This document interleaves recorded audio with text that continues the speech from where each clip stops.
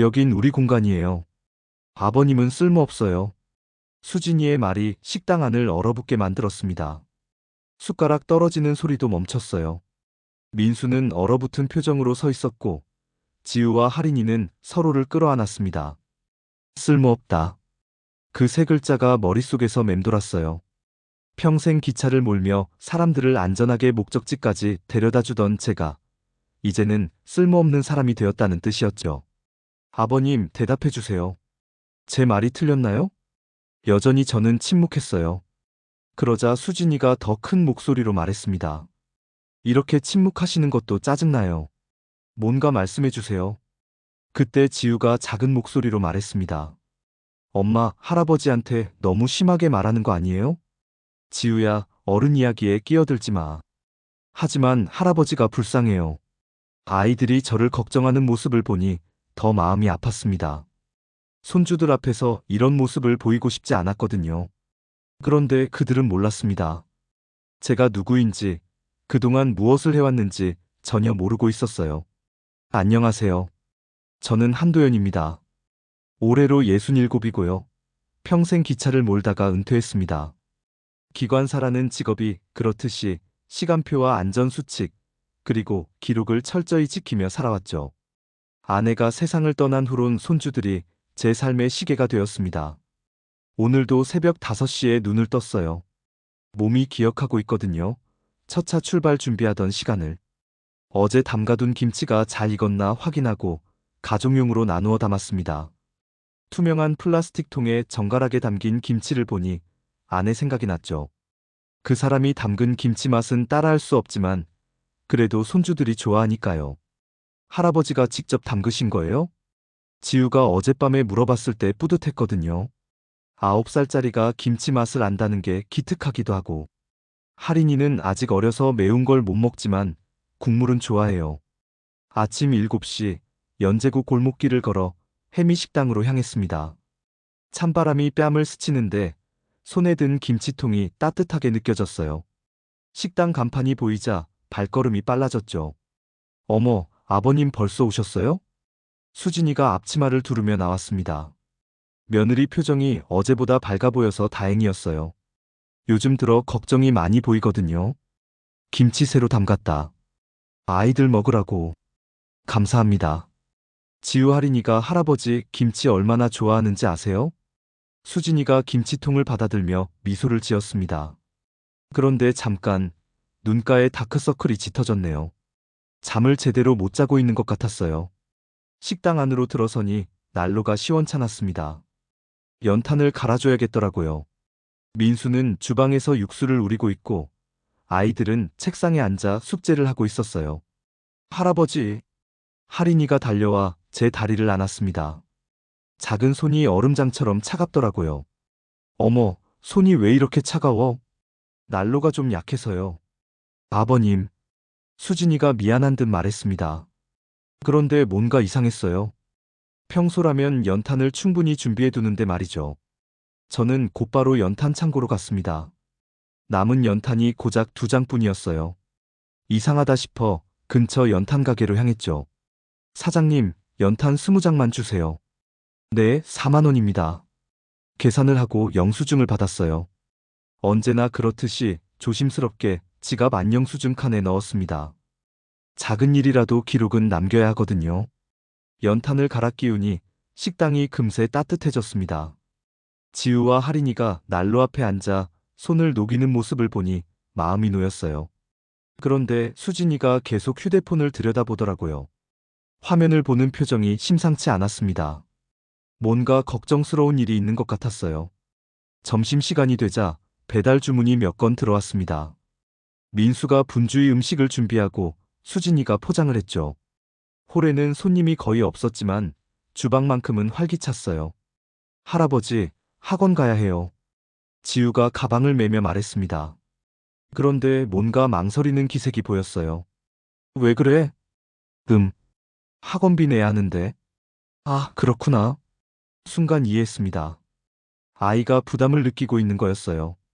아빠한테 말해봤어? 아빠 바빠 보여서. 착한 아이죠. 어른들 눈치를 보고 있는 거예요. 저는 조용히 지갑을 꺼냈습니다. 학원비로 쓰라고 준비해둔 돈이 있었거든요. 하지만 직접 주면 아이가 부담스러워할 것 같았어요. 잠깐만. 지우 가방을 열어 연필통 옆에 봉투를 살짝 넣었습니다. 학원비와 간단한 메모를 함께요. 할아버지가 용돈 주는 거야. 걱정하지 말고 열심히 공부해라. 아이가 학원에 간 후 할인이와 함께 색칠 공부를 했습니다. 크레파스로 꽃을 칠하는 할인이를 보니 마음이 평온해졌어요. 그런데 수진이가 또 휴대폰을 보며 한숨을 쉬더라고요. 이번엔 화면을 더 오래 들여다봤습니다. 뭔가 복잡한 일이 있는 것 같았어요. 저녁 준비 시간이 되자 민수가 재료 주문을 확인했습니다. 이상한데? 주문한 양배추가 안 왔네. 연락해봐야겠다. 수진이가 말했지만 목소리에 힘이 없었어요. 그때 저는 결심했습니다. 도움은 아이들 쪽으로만 주자고 다짐했지만 가끔은 어른들도 힘든 법이죠. 하지만 직접 나서면 자존심 상할 테니까 조심스럽게 접근해야 했어요. 오늘도 하루가 저물어 갑니다. 손주들의 웃음소리가 들리는 이 작은 식당에서 저는 조용히 지켜보고 있어요. 때로는 보이지 않는 도움이 가장 큰 도움이 되거든요. 그런데 수진이가 계속 휴대폰을 보는 모습이 신경 쓰였습니다. 뭔가 큰일이 생긴 건 아닐까요? 저녁 7시가 넘어서야 식당 문을 닫았습니다. 오늘 매출은 그리 나쁘지 않았어요. 배달 주문이 꾸준히 들어왔거든요. 민수가 마지막 설거지를 마치고 수진이가 홀 정리를 끝낼 무렵 가족 저녁 시간이 되었죠. 자, 이제 우리도 밥 먹자. 민수가 앞치마를 벗으며 말했습니다. 할인이는 이미 책상에서 졸고 있었고 지우는 숙제를 마저 하고 있었어요. 지우야, 숙제 그만하고 밥 먹어라. 네, 아빠. 지우가 연필을 내려놓고 일어났습니다. 저도 평소 자리로 가려는데 뭔가 이상했어요. 제가 늘 앉던 자리에 낡은 접이식 스툴이 놓여 있었습니다. 그것도 모자라 그 위에 작은 메모지가 붙어 있더라고요. 글씨를 보니 수진이 손글씨였어요. 외부인. 딱 3글자였습니다. 검은 볼펜으로 또박또박 쓴 글씨가 제 눈에 선명하게 들어왔죠. 평소라면 저는 식탁 오른쪽 끝자리에 앉았어요. 아내가 살아계실 때부터 그랬거든요. 그런데 오늘은 다른 의자들과 떨어진 곳에 그것도 불편한 접이식 스툴이 놓여 있었습니다. 순간 가슴이 뭉클했어요. 하지만 표정은 변하지 않으려고 애썼죠. 기관사 시절 습관이 나왔나 봐요. 어떤 상황에서도 침착함을 유지하는 것 말이에요. 아버님 자리가. 민수가 당황한 표정으로 말했습니다. 그런데 수진이가 재빨리 끼어들었어요. 그거요. 오늘부터 자리 배치를 좀 바꿔보려고요. 수진이의 목소리는 평소보다 한 톤 높았습니다. 일부러 밝게 말하려는 것 같았어요. 왜 갑자기? 민수가 의아해했지만 수진이는 이미 다른 이야기로 넘어가고 있었어요. 지우 할인이 자리도 조금 옮기고 그래야 더 편할 것 같아서요. 그런데 아이들 자리는 그대로였습니다. 바뀐 건 제 자리뿐이었어요. 저는 말없이 그 스툴에 앉았습니다. 높이가 맞지 않아서 무릎이 식탁에 부딪혔어요. 그래도 아무 말하지 않았죠. 할아버지, 불편하지 않으세요? 지우가 걱정스러운 표정으로 물었습니다. 아이는 뭔가 이상하다는 걸 눈치챈 것 같았어요. 괜찮다. 저는 짧게 대답했습니다. 그리고 주머니에서 작은 노트를 꺼냈어요. 언제나 가지고 다니는 수첩이거든요. 19시 12분. 좌석 배치 변경. 외부인 메모. 차분히 기록했습니다. 수진이가 제 모습을 힐끗 보더라고요. 뭔가 불편해하는 기색이 역력했어요. 아버님, 뭘 쓰고 계세요? 그냥 일기 같은 거다. 일기요? 수진이의 목소리에 약간의 경계심이 섞여 있었습니다. 저녁 반찬은 김치찌개와 계란말이, 그리고 오늘 제가 가져온 김치였어요. 평소라면 가족들과 자연스럽게 대화하며 식사했을 텐데 오늘은 분위기가 묘했습니다. 민수가 몇 번 말을 꺼내려 했지만 수진이가 은근히 제지하는 것 같았어요. 아이들도 어른들 눈치를 보며 조용히 밥을 먹었죠. 아빠, 오늘 학원에서 수학 시험 봤어요. 지우가 조심스럽게 말을 꺼냈습니다. 그래? 어땠어? 괜찮았어요. 몇 점 나왔는데? 아직 안 알려줬어요. 지우가 제 쪽을 슬쩍 보더라고요. 아마 오늘 제가 학원비를 챙겨준 것을 기억하고 있을 거예요. 그때 수진이가 갑자기 말했습니다. 아버님 죄송한데요. 앞으로는 가게 일에 너무 신경 쓰지 마세요. 무슨 뜻이냐? 저희가 알아서 할 수 있거든요. 연탄이나 그런 것들 말이에요. 아, 오늘 제가 연탄을 사다 놓은 걸 말하는 거였어요. 도움이 되고 싶어서 그런 건데. 물론 감사하죠. 하지만 저희도 자존심이 있어서요. 수진이의 말에는 단호함이 섞여 있었습니다. 민수가 난처한 표정을 지었어요. 여보, 아버님이 도와주시는 건데. 당신도 그렇게 생각해요? 우리가 그렇게 무능해 보여요? 수진이의 목소리가 높아졌습니다. 아이들이 깜짝 놀라 수저를 멈췄어요. 저는 계속 노트에 기록했습니다. 대화 내용, 분위기, 수진이의 표정까지 세세하게 적었어요. 오랜 기관사 생활 동안 모든 걸 기록하는 습관이 몸에 배어 있거든요. 아버님, 그거 왜 계속 쓰세요? 수진이가 제 노트를 보며 물었습니다. 이번엔 짜증이 섞인 목소리였어요. 기록하는 습관이 있어서. 뭘 기록하는데요? 오늘 있었던 일들. 설마 지금 이 대화도요? 그렇다. 수진이의 얼굴이 굳어졌습니다. 뭔가 불쾌해하는 것 같았어요. 그럼 제가 한 말도 다 적으신 거예요? 중요한 건 기록해야 하니까. 중요한 게 뭔데요? 저는 잠시 펜을 멈췄습니다. 수진이가 왜 이렇게 예민하게 구는지 모르겠더라고요. 가족 간의 대화도 기록할 필요가 있나요? 나한테는 소중한 기록이다. 하지만 상대방은 불편할 수도 있잖아요. 그때 민수가 끼어들었습니다. 자기야, 너무 그러지 마. 아버님 나름대로 하시는 일인데. 당신은 몰라요. 요즘 스트레스가 얼마나 심한데. 수진이가 갑자기 울먹이기 시작했어요. 아이들이 더욱 당황했죠. 엄마, 왜 그래요? 하린이가 작은 목소리로 물었습니다. 아니야, 하린아. 엄마가 잠깐 화가 났을 뿐이야. 수진이가 눈물을 닦으며 말했습니다. 그런데 제게는 계속 차가운 시선을 보내더라고요. 저는 노트를 덮었습니다. 더 이상 기록하면 분위기가 악화될 것 같았어요. 내가 뭘 잘못했는지 모르겠지만 미안하다. 잘못하신 건 없어요. 다만, 수진이가 잠시 말을 멈췄다가 이어갔습니다. 다만 저희 일은 저희가 알아서 하고 싶어요. 너무 많이 개입하시면 부담스러워서요. 그 말을 듣는 순간 가슴이 철렁했습니다. 제가 도움이 된다고 생각했던 일들이 오히려 부담이었다는 뜻이었거든요. 알겠다. 저는 짧게 대답했습니다. 더 이상 무슨 말을 해야 할지 모르겠더라고요. 식사가 끝나고 설거지를 할 때도 분위기는 어색했습니다. 평소라면 제가 설거지를 도왔을 텐데 오늘은 그냥 앉아 있었어요. 아이들이 잠자리에 들고 나서야 조금 조용해졌습니다. 민수와 수진이가 작은 목소리로 무언가 이야기하고 있었어요. 저는 다시 노트를 펼쳤습니다. 오늘 있었던 일을 정리해야겠더라고요. 외부인이라는 메모, 자리 배치 변경, 수진이의 반응. 하나씩 기록하다 보니 뭔가 이상한 점을 발견했습니다. 수진이가 유독 제 기록하는 모습을 경계했다는 거예요. 단순히 가게 일에 개입하지 말라는 것 이상의 뭔가가 있는 것 같았어요. 그리고 오늘 하루 종일 수진이가 휴대폰을 보며 불안해했던 모습도 떠올랐습니다. 이건 단순한 며느리와 시아버지 사이의 갈등이 아닌 것 같았어요. 뭔가 더 큰 문제가 숨어 있는 것 같았습니다. 밤이 깊어가는데도 잠이 오지 않았습니다. 오늘 일이 자꾸 머릿속을 맴돌더라고요. 외부인이라는 그 세 글자가 계속 눈앞에 어른거렸습니다. 다음 날 아침 식당에 도착하니 분위기가 어수선했습니다.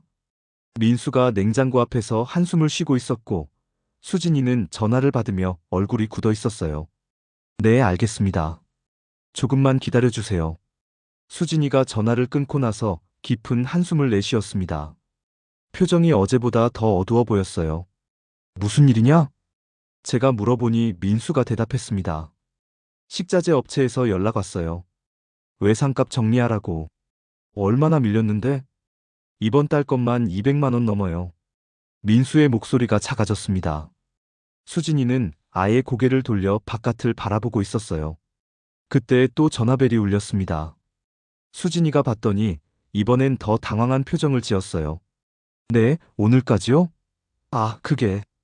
전화 너머로 상대방의 목소리가 높아지는 게 들렸습니다. 수진이가 손으로 입을 가리며 작은 목소리로 말했어요. 죄송합니다.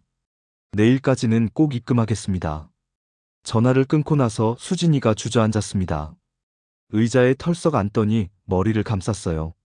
어떻게 하지? 내일까지 돈을 마련해야 하는데. 민수가 다가가 어깨를 두드렸습니다. 괜찮아. 뭔가 방법이 있을 거야. 무슨 방법? 통장에 돈도 없는데. 수진이의 목소리에 절망감이 묻어났습니다. 그때 저는 결심했어요. 내가 도와주겠다. 두 사람이 동시에 저를 바라봤습니다. 수진이의 표정이 복잡해 보였어요. 아버님, 괜찮으세요? 민수가 조심스럽게 물었습니다. 돈 걱정은 하지 마라. 내가 있잖아. 그런데 수진이가 고개를 저었어요. 아니에요. 저희가 알아서 할게요. 무슨 소리냐? 가족인데. 가족이라고 해서 다 해결해 주실 순 없잖아요. 수진이의 말투가 어제보다 더 단호했습니다. 하지만 저는 포기할 수 없었어요. 그럼 이렇게 하자. 업체에 내가 직접 입금하겠다. 네? 현금을 너희한테 주는 게 아니라 식자재 업체 계좌로 바로 보내겠다는 뜻이다. 수진이가 당황한 표정을 지었습니다. 왜 굳이 그렇게 하시려고요? 손주들이 걱정되니까. 식당이 어려우면 아이들도 힘들어질 거 아니냐? 저는 진심이었어요. 지우와 하린이가 어른들 눈치를 보며 지내는 모습을 더 이상 보고 싶지 않았거든요. 그렇다고 해서 수진이가 말을 머뭇거렸습니다. 그때 민수가 끼어들었어요. 아버님, 정말 감사합니다. 나중에 꼭 갚을게요. 갚을 것까지는 없다. 다만 조건이 하나 있다. 조건이요? 앞으로 이런 일이 생기면 미리 말해라. 숨기지 말고. 수진이가 입술을 깨물었습니다. 뭔가 불편해하는 것 같았어요. 아버님, 죄송하지만 그건 좀. 뭐가 문제냐? 저희도 자존심이 있어서요. 매번 도움받을 순 없잖아요. 수진이의 목소리가 떨렸습니다.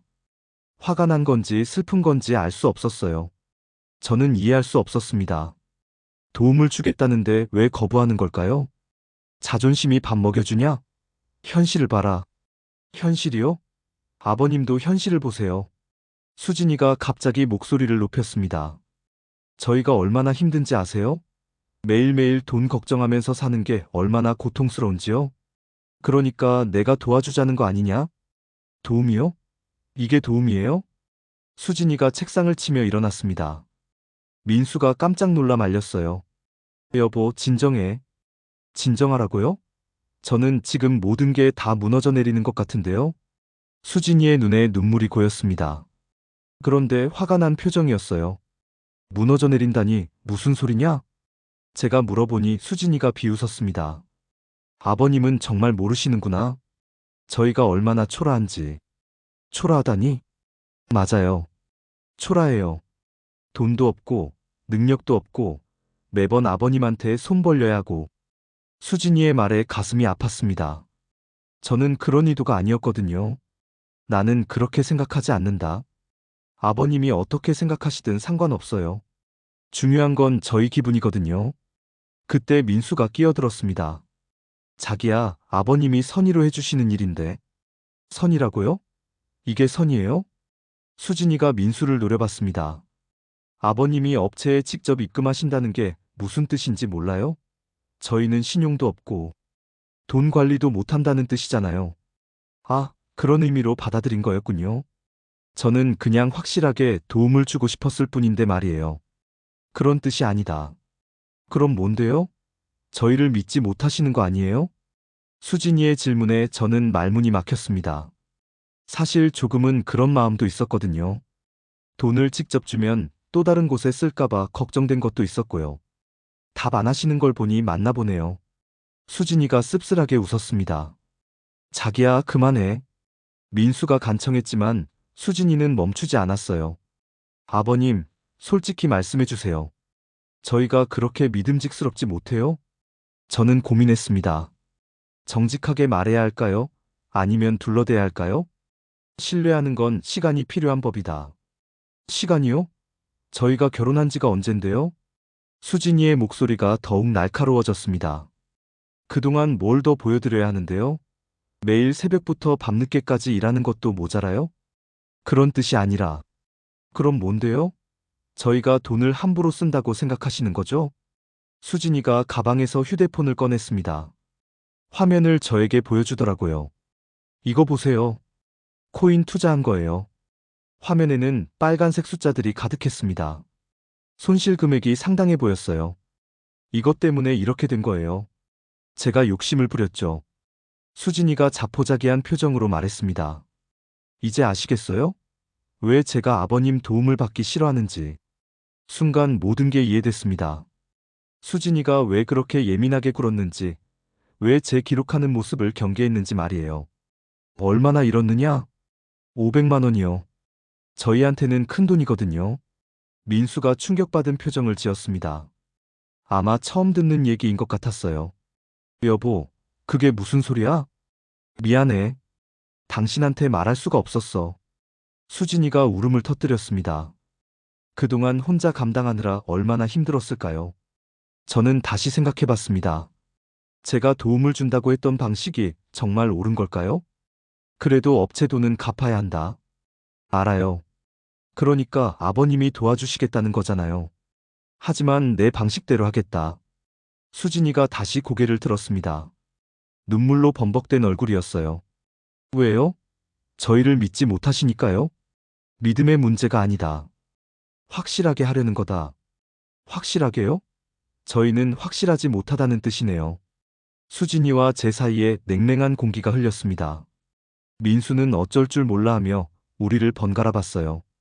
아버님, 한 번만 저희를 믿어주시면 안 될까요? 수진이가 마지막으로 부탁했습니다. 하지만 저는 이미 마음을 정했어요. 안 된다. 내 원칙이 있다. 그 말을 듣고 수진이의 표정이 완전히 굳어졌습니다. 알겠어요. 그럼 저희는 아버님 도움 안 받겠어요. 무슨 소리냐? 다른 방법을 찾을게요. 아버님 원칙에 어긋나지 않게. 수진이가 돌아서서 주방으로 들어갔습니다. 민수가 저를 바라봤는데 실망한 표정이었어요. 아버님, 너무하신 거 아니에요? 뭐가 너무하다는 거냐? 수진이가 얼마나 자존심 상했을까요? 민수의 말에 저는 당황했습니다. 제가 뭘 잘못했다는 건지 이해가 안 됐거든요. 나는 도움을 주려고 했을 뿐이다. 그런 식으로요? 민수도 목소리를 높였습니다. 평소와 다른 모습이었어요. 아버님은 저희가 무능하다고 생각하시는 거죠? 그런 게 아니라. 그럼 뭔데요? 왜 저희를 믿지 못하시는 거예요? 아들까지 저를 몰아세우니 답답했습니다. 저는 그저 확실하게 도움을 주고 싶었을 뿐인데 말이에요. 그날 오후 식당은 조용했습니다. 수진이는 계속 주방에만 있었고 민수는 평소보다 말수가 적었어요. 저는 혼자 홀에 앉아 있었죠. 지우와 하린이가 학교에서 돌아왔을 때도 분위기는 여전히 어색했습니다. 아이들이 눈치를 채고 조용히 숙제를 했어요. 저녁 시간이 되어도 가족 식사를 하지 않았습니다. 각자 따로 밥을 먹었죠. 저는 편의점에서 도시락을 사 먹었어요. 밤이 되어 집으로 돌아가는 길, 문득 외로움이 밀려왔습니다. 선의로 했던 일이 이렇게 될 줄은 몰랐거든요. 아내가 살아있었다면 뭐라고 했을까요? 아마 제가 너무 고집스럽다고 했을 거예요. 하지만 저는 제 방식을 바꿀 수 없었습니다. 평생 그렇게 살아왔거든요. 정확하고 확실하게, 기록하고 증명하면서 말이에요. 그런데 가족에게는 그런 방식이 상처가 되는 것 같았습니다. 오늘 밤도 잠이 오지 않을 것 같았어요. 다음 날 저녁, 식당 문을 닫을 시간이 되었습니다. 하루 종일 어색한 분위기가 이어졌어요. 수진이는 저와 눈도 마주치지 않았고, 민수는 중간에서 어쩔 줄 몰라 했죠. 마지막 배달이 나간 후, 평소처럼 정리 시간이 시작됐습니다. 저는 홀 테이블을 닦고 있었어요. 지우와 하린이는 구석 책상에서 그림을 그리고 있었고요. 아버님, 갑자기 수진이가 저를 불렀습니다. 목소리가 평소와 달랐어요. 차갑고 단호했죠.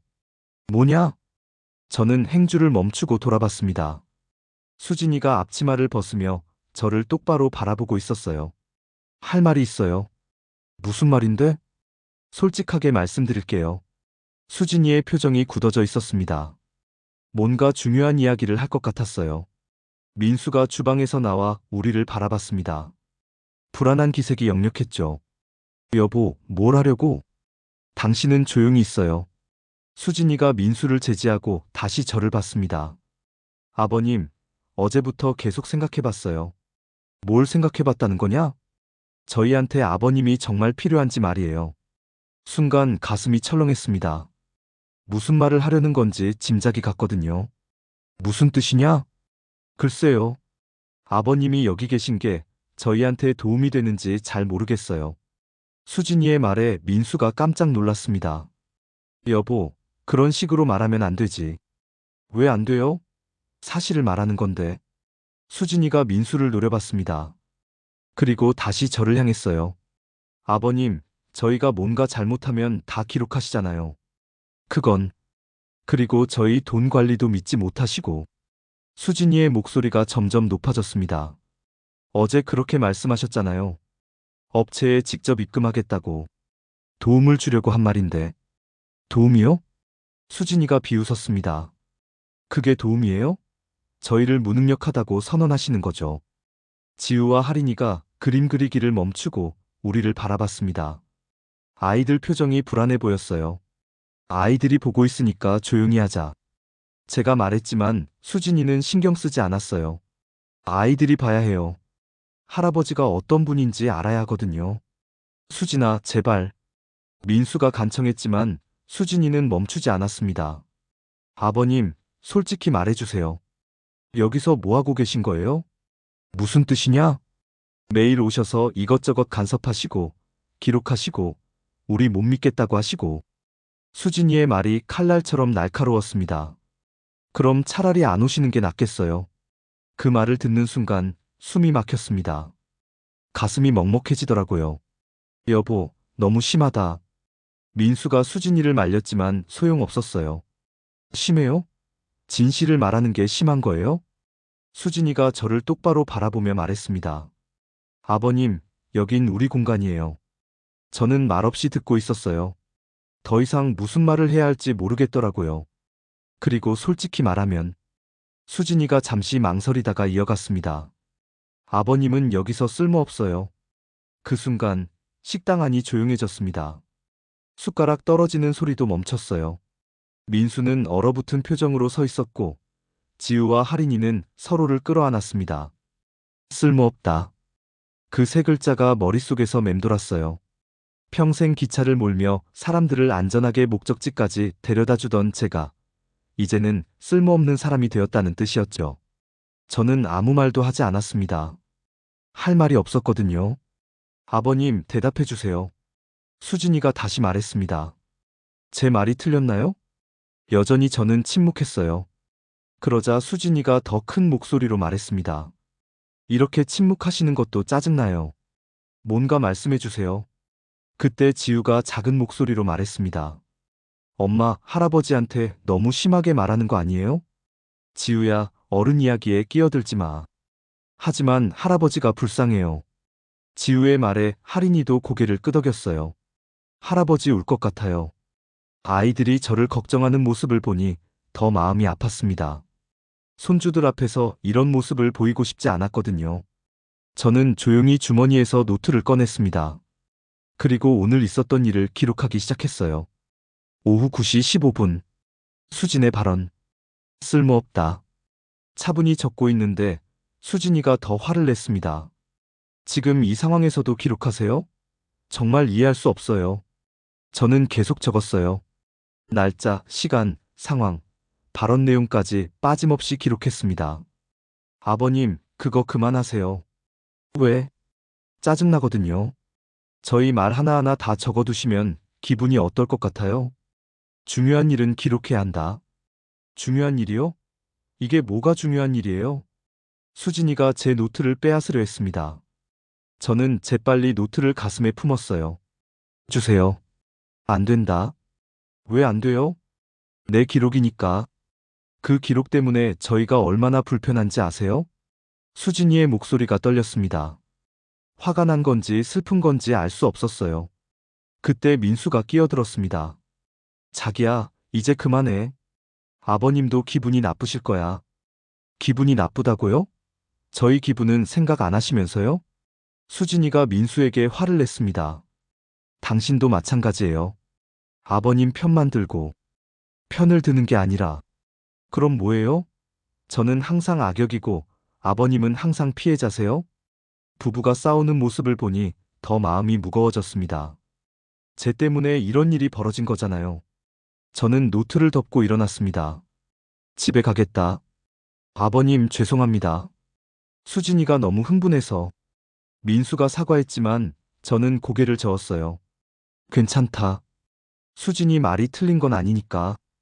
그 말을 듣고 수진이가 당황한 표정을 지었습니다. 아마 제가 이렇게 담담하게 반응할 줄 몰랐나 봐요. 아버님, 쓸모없다는 말 맞는 것 같다. 저는 정말 그렇게 생각했어요. 도움이 된다고 했던 일들이 오히려 상처가 되었으니까요. 그런 뜻으로 한 말이 아니에요. 수진이가 급하게 말했지만 이미 늦었어요. 저는 지갑에서 영수증들을 꺼냈습니다. 어제 연탄 산 영수증, 지우 학원비 영수증, 그리고 오늘 식자재 업체에 입금한 이체 내역서까지 하나씩 노트에 붙이기 시작했어요.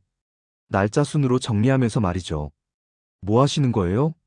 수진이가 물었습니다. 정리하는 거다. 뭘 정리한다는 거예요? 지금까지 도움 준 내역들. 저는 계속 영수증을 붙였어요. 작은 것부터 큰 것까지 모든 기록을 정리했습니다. 왜 그런 일을 하세요? 앞으로는 존중 없는 지출을 하지 않으려고. 수진이가 무슨 뜻인지 이해하지 못하는 것 같았어요. 존중 없는 지출이요?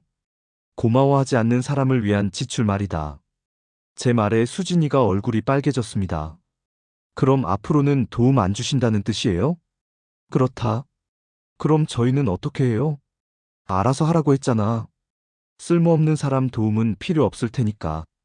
저는 노트를 덮고 일어났습니다. 지우와 할인이가 불안한 표정으로 저를 바라봤어요. 할아버지, 어디 가세요? 집에 간다. 내일 또 와요? 지우의 질문에 저는 잠시 망설였습니다. 그리고 아이를 보며 말했어요. 올 거다. 너희 때문에. 수진이가 제 말을 듣고 입술을 깨물었습니다. 그게 무슨 뜻이에요? 아이들은 계속 지킬 거라는 뜻이다. 다만 어른들과는 선을 긋겠다. 저는 코트를 입고 식당을 나왔습니다. 찬바람이 뺨을 스쳤지만 마음은 더 차가웠어요. 집으로 가는 길, 오늘 있었던 일을 곱씹어 봤습니다. 쓸모없다는 말이 계속 귓가에 맴돌더라고요. 하지만 동시에 다른 생각도 들었어요. 정말 쓸모없는 사람이라면 왜 지우와 할인이는 저를 좋아할까요? 왜 아이들은 제가 불쌍하다고 했을까요? 집에 도착해서 노트를 다시 펼쳤습니다. 그리고 새로운 계획을 세우기 시작했어요. 어른들에게는 더 이상 도움을 주지 않겠다. 하지만 아이들은 다르다. 지우와 할인이만큼은 끝까지 지켜주겠다. 그것이 오늘 밤 제가 내린 결심이었습니다. 내일부터는 달라질 거예요. 쓸모없다고 무시당하지 않을 방법을 찾겠어요. 집에 돌아와 책상 앞에 앉으니 문득 오래된 기억이 떠올랐습니다. 20해 전 겨울이었어요. 그해 폭설이 유난히 심했거든요. 새벽 5시 기관고에 도착했을 때 눈이 무릎까지 쌓여 있었습니다. 첫 차 출발까지 2시간밖에 남지 않았는데 기관차 점검이 끝나지 않은 상황이었어요. 도연 씨, 오늘 차는 못 낼 것 같아요. 동료가 걱정스러운 표정으로 말했습니다. 하지만 저는 포기할 수 없었어요. 승객들이 기다리고 있었거든요. 체크리스트를 꺼내 하나씩 점검하기 시작했습니다. 엔진 상태, 브레이크 압력, 신호 시스템까지. 눈 때문에 보이지 않는 부분은 손으로 만져가며 확인했어요. 1시간 반 만에 모든 점검을 마쳤습니다. 정시 출발이 가능했죠. 어떻게 이런 날씨에도 정시에 맞춰요? 신입기관사가 신기해하며 물었습니다. 절차를 지키면 된다. 감정에 휘둘리지 말고. 그때 제가 했던 말이었어요. 어떤 상황에서도 침착함을 잃지 않는 것. 그것이 기관사의 덕목이었거든요. 집에 돌아가면 아내가 기다리고 있었습니다. 따뜻한 국밥과 함께 말이죠. 오늘도 고생했어요. 폭설 때문에 힘들었지만 무사히 마쳤어. 역시 우리 남편이에요. 어떤 어려움도 척척 해결하시네. 아내가 자랑스러워하며 말했어요. 그런데 어느 날 회사에서 문제가 생겼습니다. 신호 오작동으로 열차가 지연된 일이 있었거든요. 상사들이 제게 책임을 묻기 시작했어요. 하지만 저는 준비되어 있었습니다. 그날의 모든 점검 기록과 신호 상태의 로그를 가지고 있었거든요. 이 기록을 보시면 알 수 있습니다. 신호 시스템에 문제가 있었어요. 상세한 증거 자료를 제시하자 상사들도 할 말이 없었습니다. 오히려 제 꼼꼼함을 인정해 주더라고요. 그날 밤 아내에게 이야기했습니다. 오늘 억울한 일이 있었는데 기록 덕분에 해결됐어. 아내가 미소를 지으며 말했어요. 여보, 큰 소리보다 큰 증거가 이긴대요. 그 말이 지금도 기억납니다. 감정적으로 대응하지 말고 확실한 증거로 말하라는 뜻이었죠. 현재로 돌아와 보니 오늘 상황도 마찬가지였어요. 수진이가 아무리 모욕적인 말을 해도 저는 감정적으로 반응하지 않았습니다. 대신 기록했죠. 노트를 다시 펼쳐 오늘 있었던 일을 정리해봤습니다. 시간 순으로 나열하니 상황이 명확해졌어요. 첫째, 수진이의 코인 투자 실패로 인한 재정 압박. 둘째, 제 도움 방식에 대한 불만 표출. 셋째, 감정 폭발과 모욕적 발언. 이 모든 게 우연이 아니었어요. 스트레스가 누적되면서 폭발한 거였죠. 그렇다면 해결책도 명확했습니다. 감정적으로 맞대응하는 게 아니라 체계적으로 접근해야 했어요. 기관사 시절처럼 체크리스트를 만들어 봤습니다. 아내 말이 맞았어요. 큰 소리보다 큰 증거가 이기는 법이죠. 수진이가 저를 쓸모없다고 했지만 정말 그런지는 시간이 증명할 거예요. 저는 제 방식대로 가족을 지켜나가겠습니다. 기관사가 폭설 속에서도 정시 운행을 지켜내듯이 말이에요. 오늘의 모욕은 감정이 아닌 절차로 정돈하겠습니다. 그것이 제가 평생 배운 생존법이었거든요. 다음 날 아침 7시, 저는 연제구청 인근 건물관리사무소를 찾았습니다. 평소보다 2시간 일찍 움직인 거였어요. 안녕하세요. 한도연입니다. 아, 도연님. 일찍 오셨네요. 관리사무소 김 과장이 반갑게 인사했습니다. 저와는 오래된 사이였거든요. 급한 일이 있어서 왔습니다. 무슨 일이신가요? 저는 미리 준비해둔 서류를 꺼냈어요. A사 용지 3장에 빼곡히 적힌 공문이었습니다. 임대차 계약 보조 특약을 일시 중단하려고 합니다. 김 과장이 서류를 받아보더니 놀란 표정을 지었어요. 이거 정말 중단하시려는 건가요?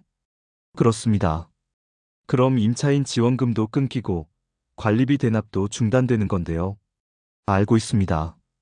김 과장이 잠시 망설이더니 조심스럽게 물었어요. 혹시 임차인분들과 문제라도 생기신 건가요? 개인적인 사정입니다. 저는 더 이상 설명하지 않았어요. 김 과장도 더 묻지 않았죠. 그럼 언제부터 적용할까요? 이번 달부터입니다. 알겠습니다. 서류 처리해 드릴게요. 관리사무소를 나온 후 근처 우체국으로 향했습니다. 내용 증명을 보내야 했거든요. 우체국 직원에게 양식을 받아 정성스럽게 작성했어요. 수신이는 해미식당, 발신이는 한도연이었습니다. 앞으로 식자재, 학원비, 병원비는 업체 직접 결제로 전환합니다. 간단 명료하게 적었어요. 감정적인 표현은 넣지 않았죠. 내용 증명을 발송하고 나서 다시 관리사무소로 돌아갔습니다. 이번엔 다른 업무 때문이었어요. 김 과장님, 부탁이 하나 있습니다. 뭔가요? 해미식당 임차인들과 미팅을 가지려고 하는데 장소를 빌릴 수 있을까요? 물론이죠. 언제로 할까요? 내일 오후 2시면 어떨까요? 좋습니다. 회의실 예약해 드릴게요. 김 과장이 스케줄을 확인하며 말했어요. 그런데 미팅 목적이 뭔가요? 계약 관련 설명회입니다. 아, 그럼 관련 서류도 준비해 드릴까요? 그러시죠. 김 과장이 컴퓨터를 켜더니 파일을 열기 시작했어요. 해미식당 관련 서류가 꽤 많네요. 화면에 나타난 폴더명들을 보니 지난 3년간의 모든 기록이 정리되어 있었어요. 이메일 캡처본도 필요하시죠? 그렇습니다. 김 과장이 프린터를 돌리기 시작했습니다. 나오는 서류들을 보니 제 마음이 복잡해졌어요. 임대료 감액 승인서, 관리비 대납 내역 임차인 지원금 지급 확인서.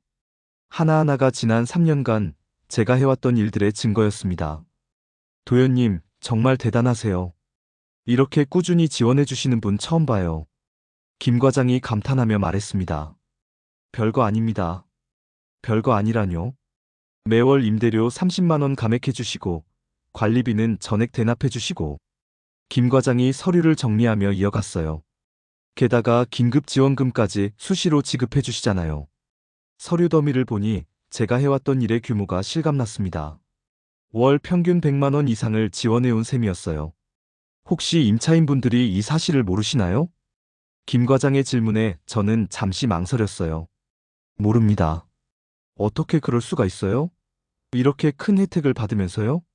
제가 숨겨달라고 했거든요. 김 과장이 고개를 끄덕였습니다. 그래서 저희가 건물주 특별 지원 명목으로 처리했던 거군요. 맞습니다. 그런데 왜 갑자기 공개하시려는 건가요? 김 과장이 궁금해했지만 저는 자세히 설명하지 않았어요. 필요에 의해서입니다.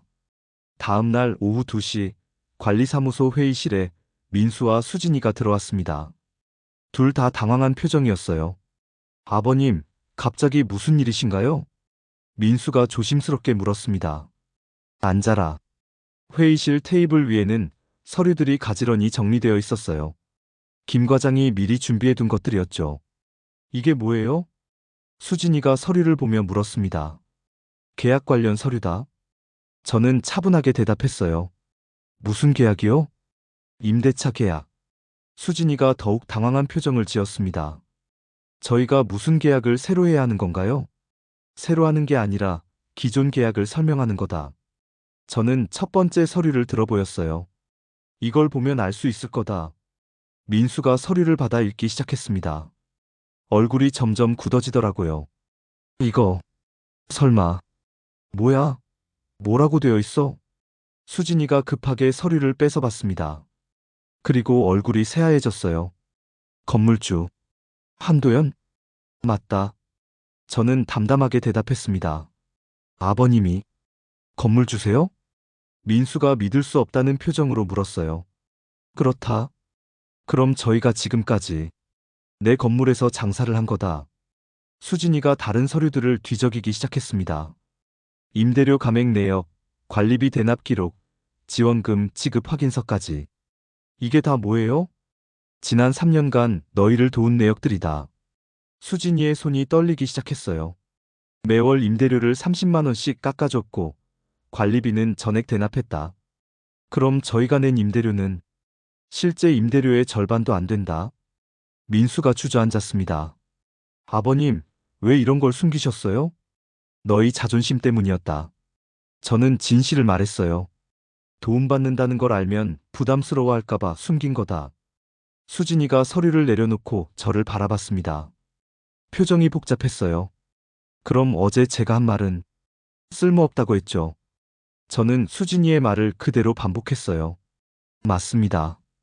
그렇게 말했어요. 수진이의 목소리가 작아졌습니다. 그런데 지금 보니 어떤 기분이 드나요? 저는 감정을 드러내지 않고 물었어요. 수진이가 고개를 떨궜습니다. 대답할 수 없었던 거죠. 앞으로는 모든 지원을 중단하겠습니다. 아버님, 민수가 말을 꺼내려 했지만 저는 손을 들어 막았어요. 대신 정식 임대료를 받겠습니다. 월 100만 원입니다. 100만 원이요? 지금까지 깎아준 금액을 원래대로 돌리는 거다. 수진이가 절망적인 표정을 지었습니다. 그럼 저희는 알아서 하시죠. 능력 있다고 하셨으니까. 저는 일어나서 코트를 입었어요. 계약서는 다음 주까지 새로 작성하겠습니다. 회의실을 나서면서 뒤돌아봤습니다. 민수와 수진이가 서류를 들고 멍하니 앉아 있었어요. 어제까지만 해도 저를 쓸모없다고 했던 사람들이었는데 이제는 말 한마디 못하고 있었습니다. 큰 소리보다 큰 증거가 이긴다는 아내 말이 맞았어요. 일주일 후 관리사무소 작은 회의실에서 두 번째 미팅이 열렸습니다. 이번에는 제가 미리 준비를 철저히 해왔어요. 화이트보드에 3가지 규칙을 적어놨습니다. 아이 우선 직접 결제 존중 없는 지출 중단 갈등은 문서로. 민수와 수진이가 들어올 때 화이트보드를 보더니 표정이 굳어졌어요. 지난 일주일간 많은 생각을 했을 거라고 짐작됐습니다. 앉으세요. 저는 감정을 배제하고 차분하게 말했어요. 테이블 위에는 A사 용지 여러 장이 가지런히 놓여 있었습니다. 오늘은 앞으로의 방향을 정하는 자리입니다. 민수가 조심스럽게 입을 열었어요. 아버님, 지난 일주일 동안 정말 많이 반성했습니다. 반성은 행동으로 보여주는 거다. 저는 첫 번째 서류를 들어보였습니다. 사실표라고 적힌 제목이 눈에 띄었어요. 이걸 먼저 보시죠. 종이 왼쪽에는 아동 관련 대납 내역이 적혀 있었어요. 지우와 할인이 학원비, 급식비, 병원비, 옷값까지 세세하게 기록되어 있었습니다. 오른쪽에는 개인 지출 내역이 있었어요. 수진이의 코인 투자 손실, 불필요한 사치품 구매 등이 날짜별로 정리되어 있었죠. 수진이가 종이를 보더니 얼굴이 빨개졌습니다. 이건 어떻게 하셨어요? 카드 내역은 공개 정보다. 건물주니까 확인할 수 있었다. 숫자는 거짓말을 하지 않았어요. 아이들을 위해 쓴 돈과 개인 욕심으로 쓴 돈의 차이가 명확하게 드러났습니다. 지난 3년간 아이들을 위해 지출한 금액이 1,200만 원입니다. 민수가 숨을 길게 내쉬었어요. 반면 개인 투자나 사치품에 쓴 돈은 800만 원이군요. 수진이가 고개를 떨궜습니다. 이제 조건을 말씀드리겠습니다. 저는 두 번째 서류를 꺼냈어요. 미리 작성해둔 조건서였습니다. 첫째, 정식 서면 사과입니다. 서면 사과요? 그렇습니다. 어떤 모욕적인 표현을 했는지 명시해서 적어주세요. 수진이가 당황한 표정을 지었어요.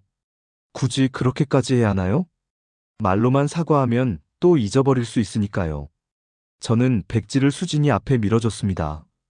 둘째, 가계 분리 회계입니다. 가계 분리요? 민수가 물었어요. 개인, 사업, 아동 항목으로 통장을 분리하는 겁니다. 세 번째 서류를 보여줬습니다. 구청에서 받아온 가계 상담 프로그램 안내서였어요. 셋째, 8주간 가계 재활 코칭을 받으세요. 재활 코칭이요? 구청 상담센터에서 운영하는 프로그램입니다. 출석 확인도 있어요. 수진이가 입술을 깨물었습니다. 마지막으로 이후 3개월간 임대료 감액을 조건부로 제기하겠습니다. 조건부요? 위 3가지 조건을 모두 이행했을 때만 적용됩니다. 저는 펜을 수진이 쪽으로 밀어줬어요.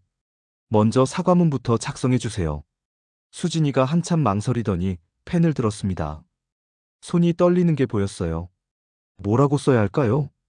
본인이 한 말을 그대로 적으면 됩니다. 수진이가 깊은 한숨을 쉬고 쓰기 시작했어요. 죄송합니다. 아버님께 쓸모없다는 말을 했습니다. 짧지만 명확한 문장이었어요. 이걸로 충분한가요? 서명도 해주세요. 수진이가 자신의 이름을 적고 날짜까지 썼습니다. 민수가 옆에서 지켜보며 고개를 끄덕였어요. 아버님, 저희도 정말 잘못했습니다. 알겠다면 실천하세요. 저는 네 번째 서류를 꺼냈습니다. 오늘 아침에 미리 처리해둔 결제 내역들이었어요. 아이들 급식비부터 처리했습니다. 영수증을 보여줬어요. 지우와 할인이 급식비 3개월치를 학교에 직접 입금한 내역이었습니다. 치과 검진 예약도 잡아놨어요. 두 번째 영수증이었어요. 아이들 전기, 겨울 점퍼도 주문했습니다. 세 번째 영수증을 보니 수진이가 눈물을 글썽였어요. 아버님, 감사합니다. 감사 인사는 필요 없습니다. 아이들을 위한 일이니까요. 저는 영수증들을 정리하며 말했어요. 앞으로도 아동 관련 지출은 제가 직접 처리하겠습니다. 저희한테 먼저 상의하지 않으셔도 되나요? 민수가 물었어요. 아이들에게 필요한 건 즉시 처리합니다. 어른들 동의는 필요 없어요. 이것이 제 새로운 원칙이었어요. 아이들만큼은 어떤 상황에서도 보호하겠다는 의지였죠. 가게 상담은 언제부터 시작할까요? 수진이가 조심스럽게 물었어요. 다음 주 월요일부터입니다. 이미 신청해뒀어요. 구청 상담센터 확인서를 보여줬습니다. 주 2회, 총 8주 과정이에요. 빠지면 안 됩니다. 알겠습니다. 수진이가 고개를 끄덕였어요. 통장 분리는 언제까지 해야 하나요? 이번 주 안에 해주세요. 증빙 서류도 제출하시고요. 저는 미리 준비한 양식을 건네줬어요. 개인용, 사업용, 아동용으로 나누세요. 용도별로 명확하게 구분하는 겁니다. 민수가 서류를 받아보더니 감탄했어요. 아버님, 정말 세세하게 준비해 오셨네요. 당연합니다. 이런 일은 정확해야 해요. 저는 마지막 서류를 꺼냈어요. 향후 3개월 계획표였습니다. 3개월 후에 재평가를 하겠습니다. 계획표에는 매주 해야 할 일들이 구체적으로 적혀 있었어요. 모든 조건을 이행하면 임대료 감액을 재개하고, 그렇지 않으면 정식 임대료를 받겠습니다. 정식 임대료가 얼마인가요? 월 100만 원입니다. 수진이가 깜짝 놀랐어요. 그럼 지금까지 저희가 낸 70만 원은 30만 원을 깎아준 금액이었어요. 민수와 수진이가 서로를 바라봤습니다. 지금까지 얼마나 큰 혜택을 받았는지 실감한 것 같았어요. 마지막으로 한 가지 더 말씀드리겠습니다. 저는 일어서면서 말했어요. 앞으로 갈등이 생기면 감정적으로 해결하지 마세요. 화이트보드에 3번째 규칙을 가리켰어요. 갈등은 문서로. 이것이 제 원칙입니다. 알겠습니다. 민수와 수진이가 동시에 대답했어요. 회의실을 나서면서 뒤돌아봤습니다. 두 사람이 서류들을 정리하며 진지하게 이야기하고 있었어요. 종이 위의 숫자와 조건들이 감정보다 더 정직했습니다. 큰 소리 대신 큰 증거로 문제를 해결한 거였죠. 아내가 맞았어요. 이런 식으로 접근하니 모든 게 명확해졌습니다. 이제 아이들을 더 안전하게 지킬 수 있을 것 같았어요. 2달이 지난 어느 날, 해미 식당에 들어서니 풍경이 달라져 있었습니다. 가장 눈에 띄는 건 새로 생긴 아이들 전용 공간이었어요. 작은 테이블과 의자가 놓여 있고, 벽에는 색연필과 그림 도구들이 정리되어 있었죠. 어머, 아버님 오셨어요? 수진이가 환한 미소로 인사했습니다. 예전과는 확연히 다른 표정이었어요. 밝고 여유로워 보였거든요. 식당 분위기가 많이 바뀌었네. 네, 아이 동반 손님들이 많이 오시거든요. 메뉴도 가족 중심으로 바꿨어요. 수진이가 자랑스럽게 말했습니다. 벽에 붙은 새 메뉴판을 보니 어린이 정식, 가족 세트 같은 메뉴들이 추가되어 있었어요. 매출도 많이 늘었어요. 회계 정리하고 나니까 어디서 돈이 새는지 보이더라고요. 민수가 주방에서 나와 말했습니다. 구청 상담 프로그램 효과가 확실히 있었나 봐요. 할아버지, 지우와 할인이가 달려와 제 다리를 안았습니다. 아이들 얼굴이 예전보다 더 밝아 보였어요. 오늘 뭐 했어? 할아버지 방석 만들었어요. 할인이가 신이 나서 말했습니다. 방석? 네. 할아버지 의자에 깔 거예요. 지우가 제 손을 잡고 식탁으로 이끌었어요. 그곳에는 제가 앉던 자리에 새로운 의자가 놓여 있었습니다. 예전의 접이식 스툴이 아니라 푹신한 등받이가 있는 정식 의자였어요. 그리고 그 위에는 아이들이 직접 만든 누빔 방석이 깔려 있었습니다. 알록달록한 천 조각들을 이어 붙여 만든 것 같았어요. 예쁘죠? 할인이 가방석을 자랑했습니다. 엄마가 도와줬어요. 바느질 가르쳐 주셨거든요. 지우가 덧붙였어요. 수진이가 아이들과 함께 만든 거였군요. 정말 예쁘다. 고맙다. 저는 진심으로 말했어요. 작은 방석이지만 그 안에 담긴 마음이 느껴졌거든요. 앉아보세요, 아버님. 수진이가 의자를 빼주었습니다. 앉아보니 높이도 딱 맞고 방석도 부드러웠어요. 어떠세요? 좋다. 그때 수진이가 조심스럽게 봉투 하나를 건네줬습니다. 이거 드리고 싶은 게 있어서요. 봉투를 열어보니 손글씨로 쓴 편지가 들어 있었어요. 정성스럽게 쓴 글씨였습니다. 아버님께 그동안 정말 죄송했습니다. 도움은 소리 없이 올 수도 있다는 걸 이제야 알았어요. 경계는 사랑의 모양이기도 하다는 걸 배웠습니다. 앞으로는 더 나은 며느리가 되겠습니다. 수진 올림. 편지를 읽고 나니 가슴이 뭉클했습니다. 수진이가 진심으로 변했다는 게 느껴졌어요. 고맙다. 저는 편지를 소중히 접어 주머니에 넣었습니다. 저녁 시간이 되자 온 가족이 함께 식탁에 앉았어요. 제 자리는 이제 가족 식탁의 당당한 한 자리였습니다. 더 이상 외부인이 아니라 가족의 일원으로 말이죠. 오늘 뭐 먹을까? 민수가 물었습니다. 김치찌개. 지우가 손을 번쩍 들었어요. 할아버지가 담근 김치로요. 할인이도 동조했습니다. 수진이가 웃으며 일어났어요. 알겠어요. 할아버지 김치로 끓여드릴게요. 주방에서 국을 끓이는 소리가 들려왔습니다.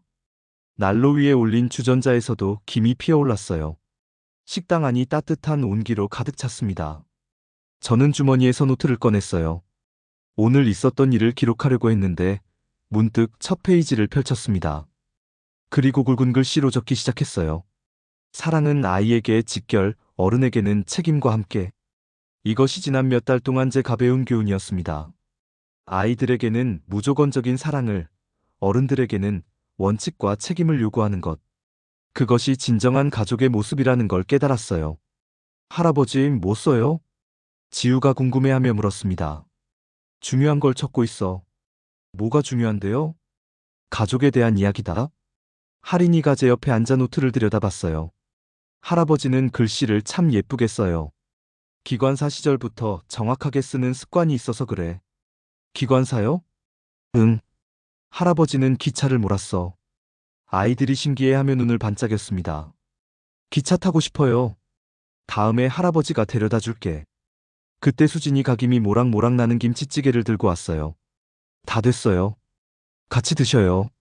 온 가족이 둘러앉아 따뜻한 국을 나누어 먹었습니다. 예전과 같은 메뉴였지만 분위기는 완전히 달랐어요. 서로를 존중하고 배려하는 마음이 느껴졌거든요. 맛있다. 지우가 국물을 후루룩 마시며 말했습니다. 할아버지 김치가 최고예요. 할인이도 엄지를 치켜들었어요. 저는 아이들 웃는 모습을 보며 흐뭇했습니다. 이런 평범한 일상이 얼마나 소중한지 새삼 깨달았어요. 밖으로 나가니 겨울에 가지고 있었습니다. 차가운 바람이 불었지만 마음은 따뜻했어요. 집으로 가는 길, 오늘 하루를 돌아봤습니다. 몇 달 전만 해도 쓸모없다는 말을 들으며 상처받았는데 이제는 진정한 가족의 일원이 된 기분이었어요. 때로는 사랑에도 경계가 필요하다는 걸 배웠습니다. 무조건적인 베품이 아니라 원칙 있는 사랑이 더 오래 간다는 것도 알았고요. 아내가 살아있다면 뭐라고 했을까요? 아마 잘했어요, 여보라고 했을 거예요. 내일도 식당에 갈 것입니다. 지우와 할인이가 기다리고 있을 테니까요. 그리고 따뜻한 온기 속에서 가족과 함께 또 하루를 보낼 거예요. 그것만으로도 충분히 행복했습니다. 그럼 오늘 이야기는 여기까지입니다. 영상을 시청해주신 모든 분들 고맙습니다. 저는 AI 나레이션 손지아였습니다. 구독과 좋아요 부탁드립니다. 감사합니다.